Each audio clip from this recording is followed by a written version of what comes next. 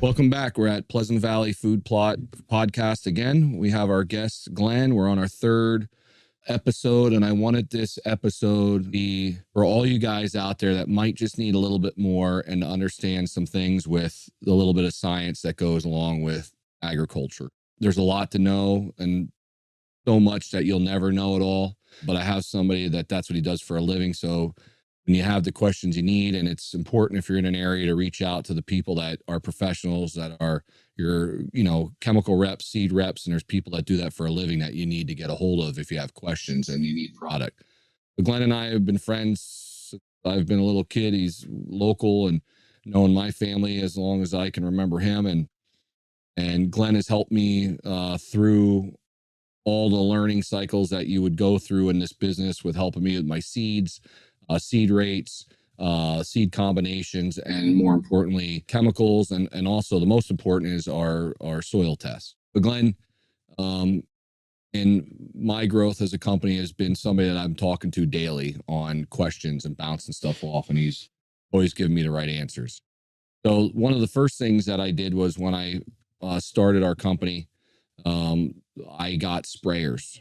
Going into what you need to do in management, you're going to need to kill everything that's on your, on the ground when you go to start your food plot. He helped me with getting my seed blend set up, helping me with getting all the bags and everything, labels, and we really formulated what we think is perfect. And then helped me know what rates I need to put stuff down, how to do what I'm doing with planting the seed. Also helping me with my amount of lime that I need to put on. And then just, all around has been a consultant for all the things I run into. So one of the first things I wanted to do is, introduce you to Glenn. That's what he's done his whole life. He's been in the business of agriculture. He's a chemical and seed rep, and he controls a couple counties? Yeah. Schuylkill, Berks, Lehigh, you're in all over the place, and probably 100,000 acres, if not more, of farms that you're kind of responsible for. So the guy knows everything about everything. So one of the first things I want to talk to you about, Glenn, is a little bit of what your knowledge is about calibrating your sprayer. And not only is it important for somebody that's doing 1 million acres, but at least get us close as somebody that's just going to be doing an acre or two with maybe one of those little 6 or 8 foot sprayers from Tractor Supply, or a 4-wheeler sprayer, or even if you want to go and get 150 gallon tank sprayers like we have that has 12 or 16 foot booms, like some of the important things and how important it is to calibrate your sprayer. Well, it's one of the most important things. The biggest question you get, guys, I have a 25 gallon tank, how much do I put in? Well, don't know. I don't know how much you're covering. So the easiest thing to do is to jump online. There's a million places to look for calibrating your sprayer, but basically what it breaks down to is you're going to drive a measured distance at the speed you're going to spray, and then there'll be a conversion chart where you're going to catch water out of a nozzle on that time frame that it took you to cover that distance. And then it'll give you a formula to give you gallons per acre. And then, you could have that 25 gallon sprayer and be spraying, 15 gallons an acre. So, you're doing roughly 1 3/4 acres. So depending on the chemical you're using, you put 1 3/4 acres worth of chemicals in at a shot. It's that's one of the first things you got to get done before you start any kind of spraying, instead of just dumping and going. I mean, sprays are expensive and you want to use them responsibly. All right. So Glenn, I remember when I first bought my tank sprayer, I was really worried. So not only do we do the food plot stuff, but as I told you guys before, landscaping company, we do a lot of turf management as well. So I also made the investment in getting 2 sprayers, and I'm always worried about cleaning and rinsing tanks and crossover and contamination. So I keep 1 tank just for our lawns and just for broadleaf weed control.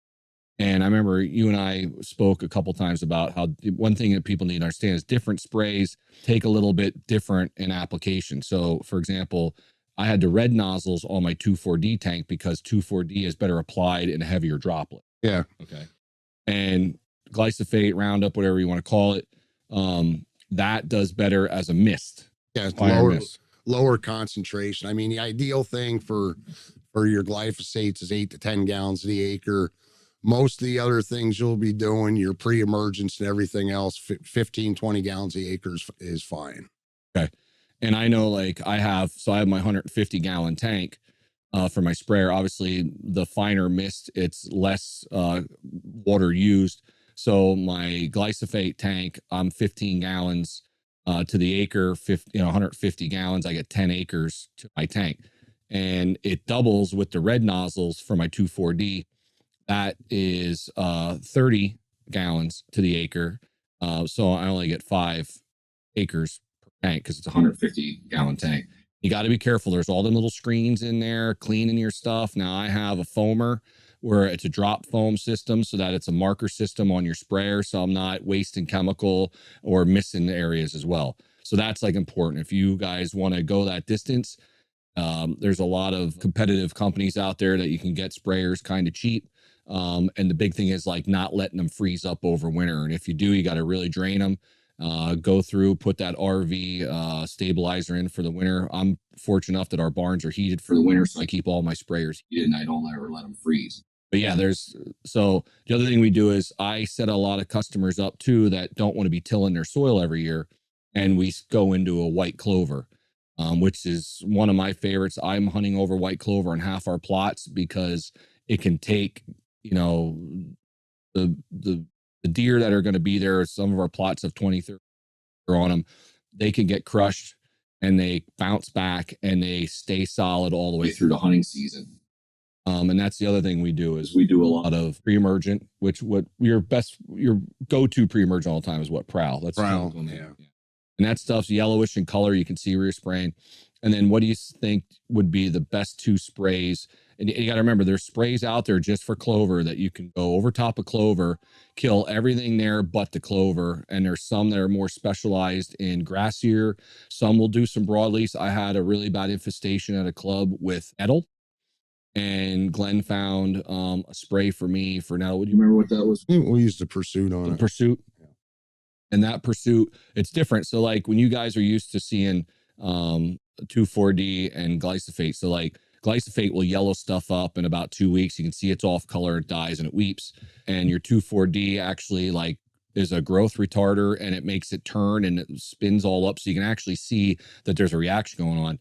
What's weird about some of those other sprays is you don't see the death immediately. It kind of just stops growing. And then when you mow it off, it just never grows back. So that's something people I know have used it, sprayed, and they didn't think it worked, but actually it did work. And you sometimes make your turns at the edge of the field and you miss a little spot. That's like your go-to. You can see your control would be the spots you missed versus the spots you hit real well. And you could see that the stuff stopped growing completely. And sometimes it's a little off color, but other than that, now the other thing that I want to talk to, if we're talking about clover right away and clover management, you and I kind of went back and forth on this a little bit, and I experimented this fall and I had really good results. What you always hear is like, okay, we all know clover's a rhizome. It makes its own nitrogen, so you don't have to give it nitrogen. If you give it nitrogen, it doesn't make enough nitrogen, then over the winter it could, burn out a little bit because it doesn't make what it needs to survive over winter. But being said, we're going to talk about that in a little bit though, but the fertilizers for clover, which numbers are what? You have your 3 numbers in clover or in your fertilizer, excuse me. So your first one's your nitrogen. Just think of that. That's all top growth. That's green. That makes your green. Leaves. Yeah. Leaves. Yeah. Your second number is your phosphorus. That is basically your root system. And the third one is your potassium, your potash. That is your stalk strength and also has a lot to do with the health of the plant. If Danny wants me to lead into the clover, so like you said, with clover being a legume, it produces its own nitrogen. So you shouldn't be out there with a high nitrogen fertilizer. I mean, most of your local, feed stores or local mills, if you put a little bit down, like a 628, 51540, that your legumes are very heavy potassium feeders. So the bigger last number you can get, the better. We'll get in soil tests for a little bit, but most of the time once you get them established, 300 pounds of the acre of a fertilizer like that, is enough to keep it going for the year. Yeah, and so last year we had like almost 2 droughts. We kind of had like a spring and summer. It was weird, and we got a lot of heavy rain in between, and then fall was like perfect for us. We, in our area last year, every week it rained. But I wanted to try something. Like my go-to fertilizer for all my food plots that I do is like triple 19, triple 20. And I'll put 200 pounds of the acre on, which is 4 50-pound bags. If I'm doing turnips and stuff like that, I'll still use 200 pounds of the acre, but then I'll throw 1 bag of like 40-00 urea in with it too, to give it what it needs. But like, again, you're not supposed to give clover nitrogen, and had a poor year, and I really wanted some depth for my clover going into the fall for hunt season. And I said, you know what, the hell with it, I'm going to try it. And I put 200 pounds of triple 19 on to the acre, and my clover was absolutely incredible. It was deep, beautiful, and I had no problems this spring. It looked like it survived the winter, and it looks great. So I don't know about that whole 0 20 20 versus triple 20 on clover. I don't. I try. I mean, I heard it my whole life, like, don't do it, and I did it just to see what happened, and my clover looked better than ever. So I don't think you're going to kill your clover if you put nitrogen on it, but it doesn't need it either. Well, it's called luxury feeding. So if you would neglect doing that now, it's called, they're nodules on the root systems, and they produce their own nitrogen. If you just keep feeding them nitrogen and then you stop, those nodules aren't there to produce enough nitrogen to keep the plant going. I mean, you can make it look great with nitrogen, but you just got to keep doing that then. So that's why they call it luxury feeding. Now, the other thing that we want to go over too is, and I spoke about a little bit on our first podcast, about the rates of seed that you're supposed to put down pounds per acre again. And everything's a little different. I mean, winter wheat and stuff like that, you can put 100 to 200 pounds the acre, but when you're going off of smaller seed like brassicas and stuff, it's 5 to 10 pounds of the acre. But you really need to be careful, and it's really hard for most people to be able to spread at the correct rates. What I always tell people too, they're starting to, like, they don't know the adjustments on their spreaders. I mean, my spreaders, for some reason, it's 5.5, works out to be 200 pounds the acre. I know that on the adjustment. But like, if you're worried about it, put your adjustment light and then travel your food plot 2 different directions times. That way, no matter what, you're going to have your same coverage, and you can adjust. I see too many people that open it up too much. They get halfway across their food plot and they're out of freaking seed. And that's usually a problem, because you don't want to obviously spend too much, or you don't want to have to be running to the mill to get something to cover the rest of your food plot. I do everything with a spin spreader. In the business of being able to do what I do, I'm traveling a lot. I need to be able to show up with everything. Like, if you'd see how I'd put everything on our trailer, I had pushed my cultipacker up on first. My tractor runs up on the trailer. And then I'm real tight to my cultipacker. And then I usually have my disc on the back of the tractor. I have my discs there. And then I could take that Viacon poly hub spreader that I have, and it's light enough that 2 people can pick it up. So I put that on the back of the trailer in between the discs and strap it down. I mean, I'm going down the road with everything I need the whole show. With the seed rates being where they're at and the expense of your seed, you really don't want to overseed as well. So the best answer solving all your questions would be like a no-till drill or a drill. That's the only way you're really going to, control your rates, that you can, be down to the pound. Okay, so that being said, that it's the correct way to do everything, I myself can't travel with it. Like, first of all, they're a very expensive piece of equipment, and they're touchy. You can bust them up easy, and then traveling with them, like actually running them up on a trailer and taking them back off, you can really damage the piece of equipment. A lot of the areas I'm in, man, some of the mountain areas, there's half the food plots I'm in are nothing but boulders and rocks, and it's not good. So like, for me, investment for business, I decided not to go with a no-till drill, just because they're expensive and they're finicky, and I don't want to have a problem or break it and be hours from my home, and I'm trying to, do an install, and I bust the damn thing and I can't get completed. So the method that I have, I know, is tried and true. gonna not let me down. And again, I'd rather spend an extra $50 on seed and go a little bit too much. And my broadcasting isn't perfect, but I'm getting complete coverage. I don't have to worry about busting up a $20,000 piece of equipment. So, I mean, and I mean, what's your feeling on too much versus not? Is there a sweet spot? Can you go too much? I mean, I think, yeah, like anything, if you get to excess, but I mean, in your plots, I haven't seen excess. I mean, when you're looking at seeding rates, if you're now, right now, we're just talking straight seedings. Yeah. You're straight seeding clover, 5 to 8 pounds of the acre With a cover crop. Yeah. With your, brassicas, anywhere from 2 to 5. Your small grains, your wheat, triticale, most of the times we have a pea mix into that. We can go upwards of 150 pounds of the acre with them. So it's just, I think that the magic to it is, just get even dispersal. Mother Nature doesn't like bare dirt. So if there's a little gap there, your peas are going to bush out a little bit more. Your wheat's going to tiller harder. If you follow those general rules, you'll be okay. Yeah. And my big thing too is I keep trying to come back to is I'm providing a service for somebody. So I want to definitely make sure that I have everything covered. Again, we're not in a perfect world where the sprinklers are going to turn on every 3 days. It's going to stay exactly 80 degrees every day. And there's a 12-foot high fence around your food plot that, it's not going to, slammed by a bunch of deer. So like taking that into consideration, like those rates that you hear, they're, a culmination of perfect situation. What I always said, like, how do you come up with a seed rate when the first night you plant it, you have 25 deer come through and dig half your stuff up because they're eating the soybeans out of it? I mean, that's my thinking is I like to go a little bit too much, knowing that you're going to have problems with everything chewing. And again, it's supposed to be eaten.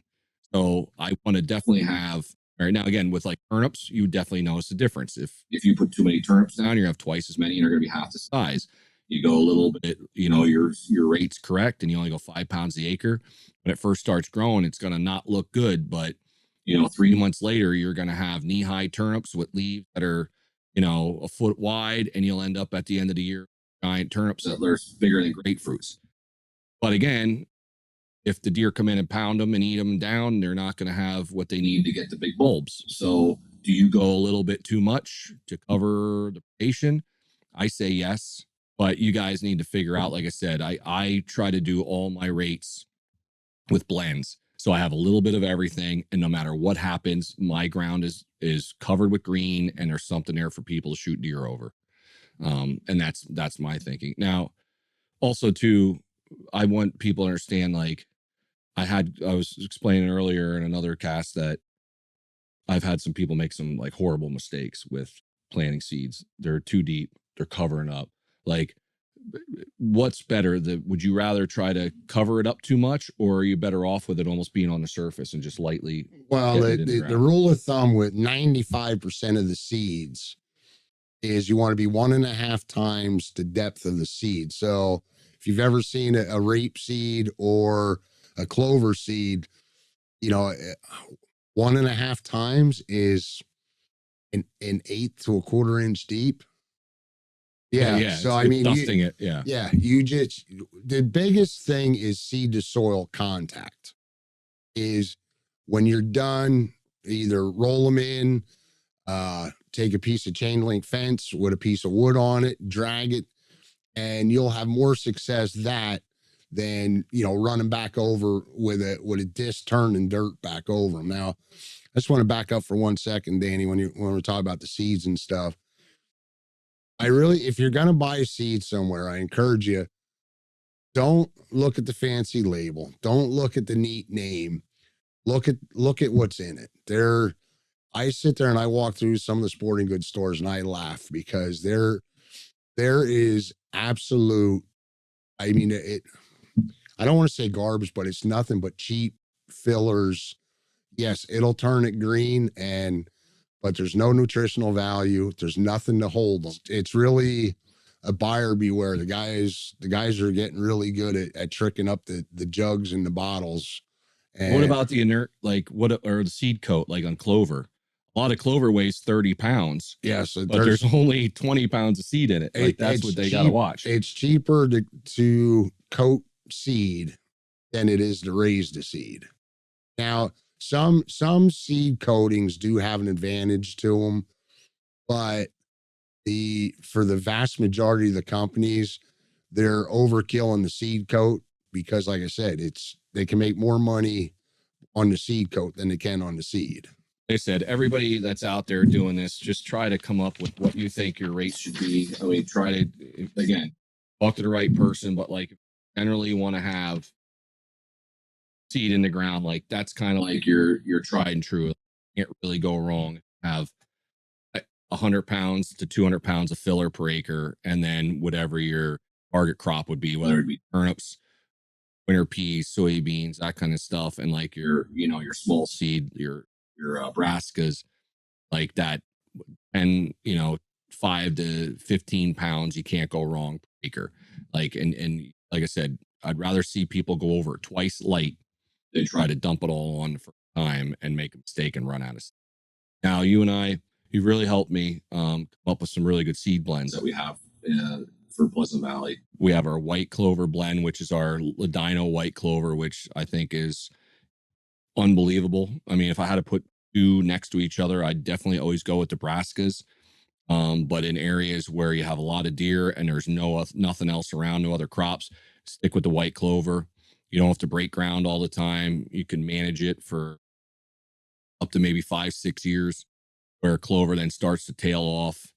You need, you put your your pre-emergent down early April, get that in the ground, and then make sure that you fertilize it in the fall.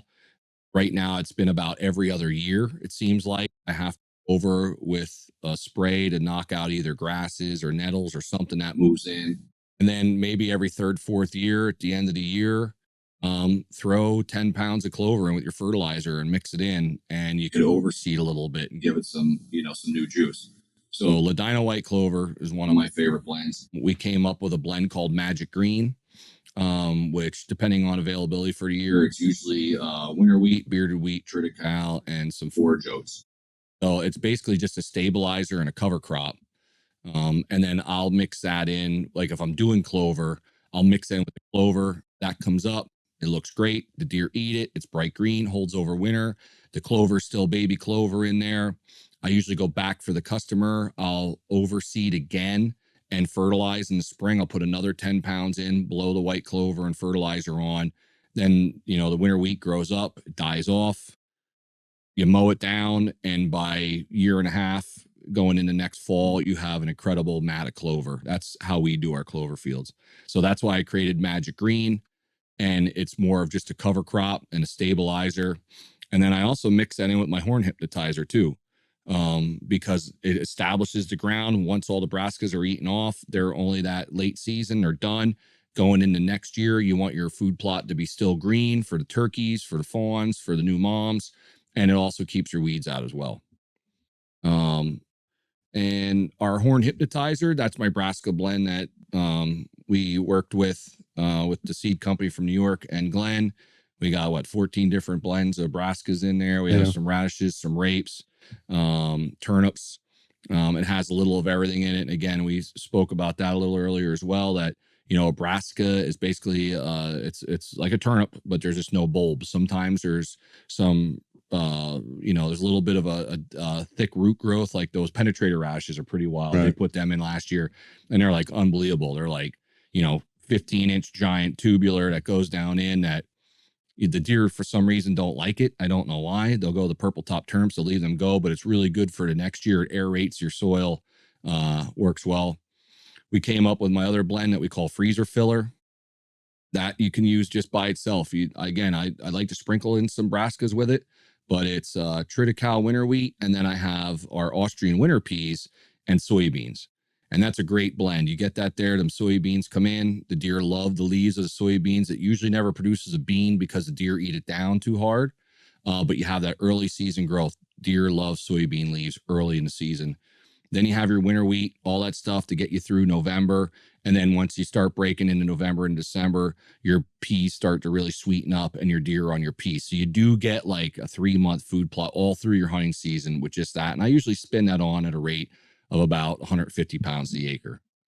We went with our turnip Terminator, which is the highest blend of purple top turnips that you can possibly get. They've always produced same thing, 5 to 10 pounds of the acre. Again, I usually like to do it in a combination with something like my freezer filler or my magic green. I spin it in with that. But yeah, so that's pretty much like what we got for our seed blends. Anybody needs anything, again, Well, the new one that we came up with oh last yeah, week. I forgot that one. That was your baby. I didn't put a label. Well, I was gonna call it Call the Taxidermist because it's a killer, man. Like everything, and it was you had your go ahead, your sugar beets. Yeah, sugar beets and Austrian peas, and it was just an idea I was kicking around. And the part that's funny, and you see this in different parts of the country. I mean, a deer in Pennsylvania, he hasn't seen a red beet, a sugar beet. So sometimes it takes the animals a little bit of time till they figure it out. I mean, I learned that lesson years ago up in Maine. We planted soybeans. 2 years, deer wouldn't touch the soybeans. I think once the first deer took a bite, they were gone. And it took a little bit of time for the deer to get into the beets, but once they figured out what they were, that one's going to be a sleeper. That one's going to be pretty good. Yeah, it's all, and like he said, just to go back on to like our turnips. Like a lot of deer usually don't that, like those leaves are bitter to them. They let them go. The turnips can produce a big bulb. Everything's good. Now I'm up in Sullivan County where I'm at. I'm a couple of these food plots in there 5-6 years. I can't get any turnips because they chew them off like Yeah. immediately as soon as they come out of the ground. They're eating them right away. So you're not going to produce a bulb unless you have that that green there for a while. And the only other thing I could do would be fence it. I mean, we're at the point where Well, what happens with deer with turnips with the tuber, it's got to freeze and because a turnip's very starchy crop. But when it freezes, those starches turn to sugar, and that's why you'll see in the food plots they'll take a bite out of them here and there. But after one or two hard freezes, then it's game on. Then they're after them. yeah, and I think like I said, with seed depth and everything and broadcasting for anybody out there, like if you're going to make a decision, you want to have your hunting club and you're going to be the food plot guy every year and you're going to do a couple acres, getting that Viacon spreader is the way to go because you can do your seed and your fertilizer. But one of the things that's the most important then at the end is once that's all said and done, how you get that covered. And I've experimented a lot. And I've come down to the fact that I have two 8.5-foot old fashioned cultipackers. I think one's like a John Deere McCormick, and the other one's I can't remember the name of a Brillion cultipacker. And they're tried and true. They're heavy as they're very heavy, but yet two guys can maneuver them around a little bit if you got to like get them on your hitch. They're easy. They fit up on the trailer, and just pressing that seed into the ground and having that soil seed contact, and it takes the air out of the soil a little bit, and it takes that fluffiness out. There's areas where you can see where if I'm spinning around the end, I miss with the cultipacker, the germination rates, it's a 30% difference. And then I've also experimented with the screens. I used to pull around a chain link chain link fence that I had with boards on it, and I was hauling that around. If you don't have a cultipacker, you definitely got to use the chain link for sure. You got to do something. But I used to pull the chain link behind a cultipacker because it would make me a little nervous that I could see some seed on the surface. And I've not noticed a difference at all with pulling the chain link behind a cultipacker. Cultipacker's the way to go. Unfortunately, damn things are expensive. Like a brand new one's like $8,000, and then a used crappy one's like $2,000. Again, when you get them and you use them once, you'll have them the rest of your life. The ones I have are like 80 years old. And we grease them up and they bump around. You get a little repair you need here and there, but like once you get one, you're going to have it the rest of your life. I mean, for sure. But it is everything. I'm assuming most of the listeners though are going to be, four wheelers or side by side plot guys. So the chain link fence with a board on it, Yeah, it's a hell of a lot better than nothing. Yeah, you're exactly right. You're exactly right. One of the other things that I really want to go to that's like, Glenn, is what makes the difference is our soil samples. I think number one, pretty much the only thing I really am worried about with our soil samples is the pH. I went over it a little bit in our first segment, but I really wanted to touch on it again about how your pH level 7 is where you want to be. You'll never really get to 7, 6.5 and above. If 6.8, if you can achieve that, you've done something. And where I'm at here in School County, we're very acidic. If you don't touch ground for 10, 15 years and you turn that ground, you're probably going to be around a 5. And like I said before, real quick, that a quick way to try to explain lime without getting too crazy into it is if you take lime and you equate your percentages to pounds. So if you have 100%, look at 100 pounds as your 100%. Every calculation for your lime, it comes out to about 30% loss per point. So if you go from a 7 to a 6, 7 being neutral, 7 being where you need to be so that your plant could take in all the nutrients and produce as much as possible. When you go down to a 6, you're at a 30% loss. Okay, 30%, 30 pounds. If you put 100 pounds of fertilizer on, 30 pounds of that fertilizer won't be able to be used. Okay, that's a quick way to explain it. Where I'm at, most of our ground is at a 5. So 7 to 6 is 1 point, 6 to 5 is another point. That's 2 times 30. So that's 60 pounds. So over half of your material that you're going to be able to be put on the ground cannot be digested. It's basically thrown away. It's useless. So imagine your plant, or imagine you, or imagine anything only getting half of what it's supposed to, and you still want maximum production out of it. It's not going to happen. So, and how long does lime last? I mean, if you get your soil about 6.87, about when do you think you should start worrying about reapplying lime again?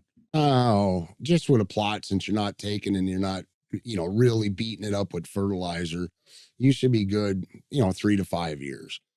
But, with the biggest failure here with the food plots and everything is the guys don't soil sample. I'll go back to the old analogy.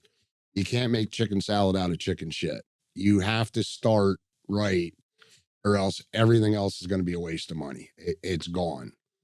Yeah. I mean, once when Danny started this and I got him on it, I mean, we don't start a plot without a soil test. No, nothing. And I have a small lime. That's the biggest thing I think people like right now. If you get damp lime, it's like 80, 90 bucks a ton, plus haul and all that good stuff. So if I'm going to come out, I generally charge around $400 to $500 to do lime. I can get 2 ton of lime in an acre. You can only really digest 2 ton to the acre, right? The max is 3, but yeah, usually around 2 ton, because the other thing with lime is, people think they can lime today and it kicks in right away. You have about a 6-month bell curve, from the time you put it on. It's going to be 6 months until that's fully, starting to work. And I use the damp lime, like the white powder lime that you see. There's either calcium lime or magnesium lime. We go and spread it on. I till it in the soil the same time. I explain that to my customers, and I'm praying that they go with our services for more than 1 year, which 95% of our clients are return clients.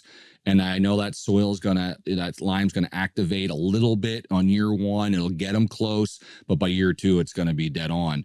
The only other option, if you're doing it, is you got to get pelletized lime and spread it on with your spin spreader. Problem with pelletized lime is it's like $300 to the acre. It comes in 50-pound bags, and it's going to cost a lot and take a lot of time to put that pelletized lime down.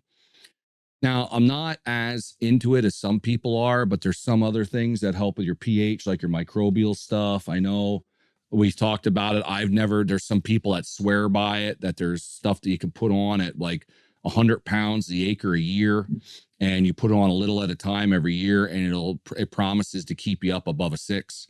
I'm not saying that's wrong. I know it works for other people. I'm just a little old fashioned because I have a system that works for me, and I deal with the damp lime. No comment. Yeah. So I deal with the damp lime because I know it works. Again, I'm providing a service for somebody. I want something that I know is going to work, that if there's a failure, it's not going to be on me. I'm not saying, if depending on how they want to judge it, if they would take a tissue test of the plant, their calcium levels would be good. But if they take a soil test, their pHs are not changing, and it's two totally different programs there. And what about the buffer lime, like that's on your soil test? And without going into a full, so when you get a soil test, you're gonna usually the first two lines is pH and buffer pH. The easiest way to explain it is, and none of the labs will tell you, but it's so if you have a pH of 6 and it says buffer pH is 6.8, that means when you compare it to your next soil test, that could be 6 and the buffer pH is going to be 6.4. Just means that it's going to take more lime to move 6 to 6.4 than it is to 6 to 6.8. It's showing you how easy or how hard it's going to, how much lime you're going to need to change it. So that the bigger the gap between your pH and buffer pH, the easier it is for the pH to change. The closer the number, the harder it is. okay. It's just like anything else. There's different soils. Some soils, your fertilizer and stuff will move through easier. Your seed will get off, like versus a sandier soil versus a clay-based soil. You know, it just has a difference in the way it's going to move, period, from tilling it to growing to everything. So you're not, again, some places I'm in, there's a lot of compost in their soils. It's more of a black material. There's other places where it's bright orange. It's got a lot of clay, a lot of iron in it. As long as I can get in the ground and get a couple inches in the ground, get it tilled over. Again, not every place is going to be a perfect garden, but I think with putting a little extra seed, going with the 200 pounds of triple 20 to the acre, you can get something out of the ground and get it plenty good that you'll be happy with and get your deer on it for sure. Now, also, the one thing that's funny that a lot of people don't realize, and I get this question a lot. Are you ready? I'm going to say it. 10-10-10 is the same as 20-20-20, but it has half the rocks in it. Is that right? Yeah. Yeah. So, yeah. All you're paying for with triple 10 is filler compared to your, triple 18, triple 19. And like, if you want to get the same results, so if you want to put 200 pounds of triple 20 on a food plot, for you to get the same results, you need to put 400 pounds of triple 10. It's still the same numbers. It's the same equations. It's just what's in the bag is the difference in the numbers. So that's how it goes. So like I said, without trying to lose your mind figuring every little chemical thing out about your ground, I've been using triple 20, 200 pounds the acre for the last 10 years, and I don't have any problems. It's the go-to for sure. Just jumping back to the soil test real quick. So, I mean, if you're not local, you can go to the ag extension office.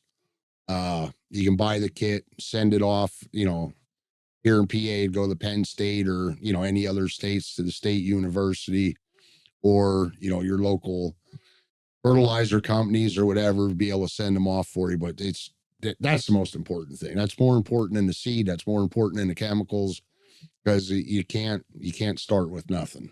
Yeah, and you could tell them in those soil samples, it'll ask the preferred crop. And if you say brassicas and then you send off your soil sample, it'll always down at the bottom, it'll tell you, it'll give you your notes and your suggestions, and it'll explain exactly for that to be an optimal condition for the most of your crop that you can maximize. It will give you what you need per acre and your poundage. Some, nitrogen, you have to put on every year. Nitrogen, how long does nitrogen last?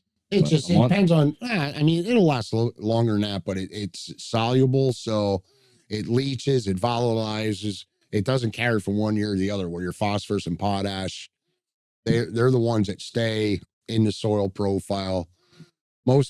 Because of food plots, we don't get involved heavily with micros, but most of your micros are leachable. So, but your phosphorus and potash stays. Awesome. No, and that's pretty much one of the big things. Another thing that Glenn really moved me along to, if you guys want to give a shout out to something that's real important, we talked about it too, and I'll talk about it more. I talk about it a little bit more in my hunting part of our segments here on how to hunt the food plots correctly. But Glenn's also the one that introduced me to the company WiseEyes. If you guys haven't ever checked it out, check it out. WiseEyes, the digital cell cameras have been nothing but great. Their app is great. Their tech support's incredible. If you have any problems or questions, they pick up the phone right away. And they also sell two different networks. They have the Verizon and the AT&T. I know Pennsylvania here, some of the our reception's not too great in some of the northern counties, so you got to either go with one or the other.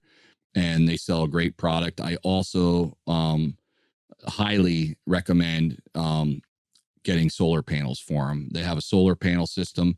I have solar panels on some of my cameras that are going on 2 years now, and they still show 100%. And again, when you get close to hunting season, or if you're a predator hunter and you have something where you want low impact by you going there and you don't want to go in and change cameras or excuse me, batteries in your cameras, those solar panels have been absolutely clutch. I screw them right to the tree, make sure they're facing on a 45-degree angle toward the south, and they've been just nothing but amazing. But yeah, so far, That's like I said, yeah, I turned you on to WiseEyes have been just absolutely the way to go. The owner, I got to know him, and he told me his object was that when you call, somebody will answer the phone. And around here, I've probably had his cameras the longest, and not that I've had many problems, maybe 2, 3, but I'm telling you, second ring, somebody's answering, and so we hang up the phone, the camera's fixed. Yeah, and a lot of times it's not even them. It's software kind of internet stuff and updates and stuff like that, and they always help you out. Yeah, so I hope we really covered everything we can on not getting super technical, keeping it economical for you guys, and going over your fertilizers, your seed tests, and your seed rates and the types of seed that we have. The other thing I brought Glenn along for today was I wanted to also show the importance of what he does on the other end of it. Once you have a kill, or once you have your shot, hunting's hunting. Things don't always go perfect. And just this year alone, we had 2 deer that were actually, one was my daughter's first buck, and it was another friend's son's first buck as well. So it was 2 deer that were shot. Both deer were shot slightly back. They were good shots. They were center of the body, and their liver had some blood early on. Knowing the deer was dead, had video of them, saw the arrow go in. No, it was the deer was expired, but we just didn't have the blood trail that we wanted to find them. And Glenn first started out a couple years ago, and he got just the most awesome little dogs you've ever seen. And to explain a little bit what I know is, so people out there that are a little leery, and I was first, that you shoot this deer and 50 deer go running in the woods. How does this dog find this deer? Well, when a deer is shot or any kind of injury, it produces a pheromone that is exerted through the digital gland, which is the gland in between their hooves, the split part of their hooves. And that dog is trained for that scent. It's not for guts. It's not for deer. It's not for blood. It's trained on the scent that goes through the digital gland in that action of the deer trying to get itself away after the shot. And that's unbelievable when you know that all them deer have been in the woods and that dog takes you right to that deer. It's unbelievable. He's almost 100% with this dog, and it's incredible to see that. Then he went a step further, and we're going to go into a little bit of a controversy about it, but Glenn also purchased a drone, and the drone for recovery for deer, and they're amazing. They're incredible. And PA was at a point where a lot of people were using them. There's other states are legal, but is now congruent with the law that in Pennsylvania, you're not allowed to use thermal drone recovery for deer. We're hoping that it gets legalized soon. People, I don't know what their thoughts are of it, but you can't hunt with them. When you go out at night and you're looking for a down deer, there's no way you're going to be able to find deer and go in and shoot them then, what people think. And I think it's a wonderful thing out there. If you want to recover a deer that's been taken and you just can't find it, it's better than letting the deer sit.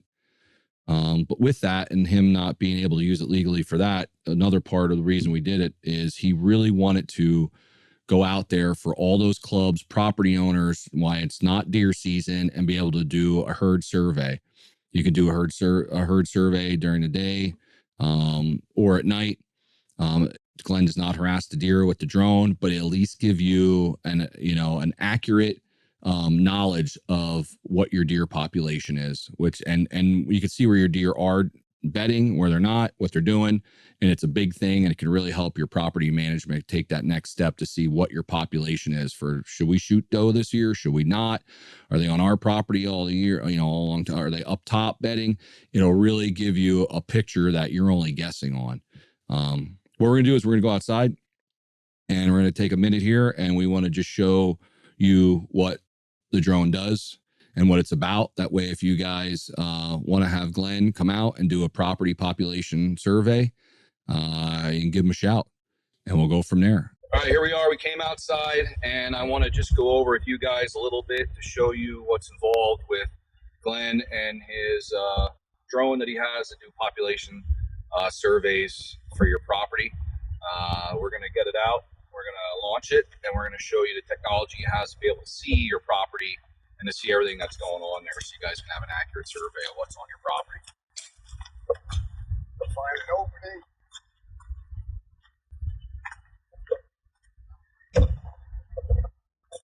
Just got to wait for everything to connect here, and we'll be good to go.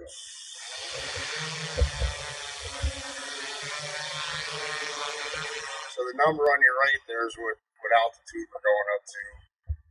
Most of the time we try to hang around 300 feet. I'm going to ask Danny for some guidance here where we want to go. I think right here's about where we want to go. Go straight away. Right now we're just flying in normal mode. Now we'll try to make some magic happen. We'll go to thermal. So it's kind of hard on sunny days, like I was saying in there, because all that red you're seeing is stuff that's reflecting tough, but we'll look.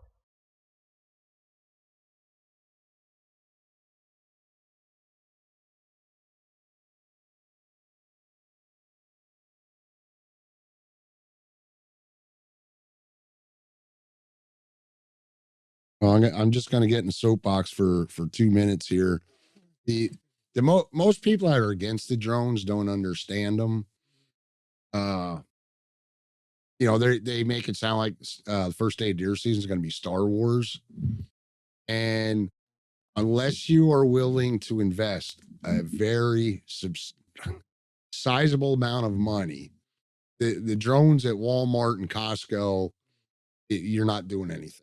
Your minimal investment is going to be $10,000 or more. That's for a bottom end one. I love going out with the dogs, but when you're coming through with the dogs, you're blowing all the deer out.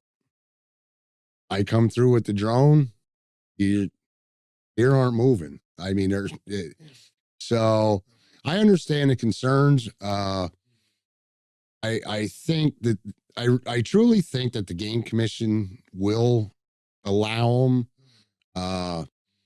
And I hope they keep strict requirements on them, but we'll see what happens. Yeah. I mean, if they have thermals allowed to predator hunt, anybody can go out and do anything with any piece of equipment illegally. But yeah, you're exactly right. There's not too many people out there on the first day of buck that are going to be blowing 20 grand on a thermal drone and trying to fly it around and look for deer. And it's not something it's not true. That's not going to happen. And I think everybody I know that did purchase them for the right reasons. They wanted to get out there. They wanted to help people find their deer and make it a business. And that's it. There was no ill attempt whatsoever to be breaking the law. And it's a shame. So if anybody's out there and they see legislation come up or whatever, look into it a little bit harder and try to vote to get drones legalized. Yeah, because one of the biggest thing I'm looking out the window now, just because of the way thermals work on a sunny day, you might as well leave the thermal in the case because you can only use them on cloudy days or at night. So, the idea of them buzzing around 7 days a week looking for deers, it's ludicrous. Yeah. I mean, you could drive around the spotlight out your car window and look at deer all you want. You know what I mean? So like, what's so hard about a couple times a year if somebody shoots a deer and can't find it and you need help, getting that deer recovered. But All right. Well, I appreciate it, guys. We're just going to do a little bit on showing you what the drone can do if you're looking for a population survey. And we appreciate the time you spent with us tonight. All right. Thank you.